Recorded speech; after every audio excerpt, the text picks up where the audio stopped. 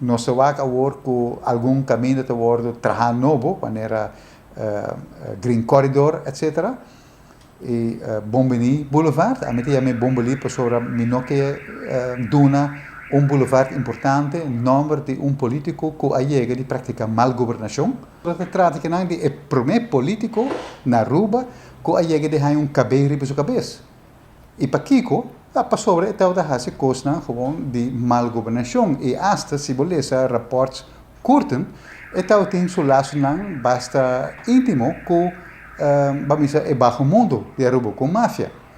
Então, bota vai honre com nome de boulevard importante, wel já me bombini para sobre esse boulevard, na onde turista chega e na coi boulevard e na servente para vai na hotel.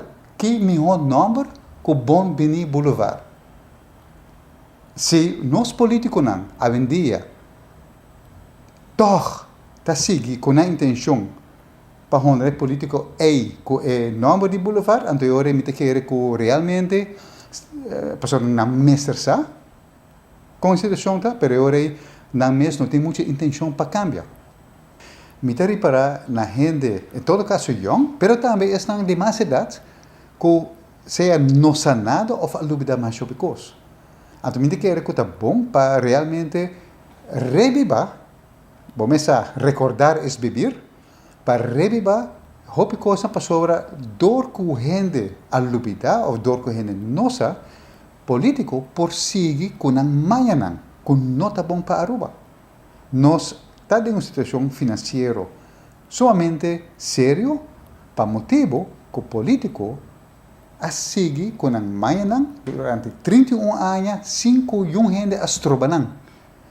Então se gente te pensa, hey, pero já, me está contente com não, well, uma situação. Cada vez, of último ano, como bem fui a fo, então bota barra na rua, bota coi caminho para baicas, bota reparar a trove, com a rua, em vez de ir adiante, a queda parar, a queda estancar. Me não que vejo que está indo atrás, pero ele não está adiante mais, não tem desenvolvimento, para que não, para não tem placa. Turcos começa a passar, está queda para quieto, para sobra, cada vez que se trove, não tem placa.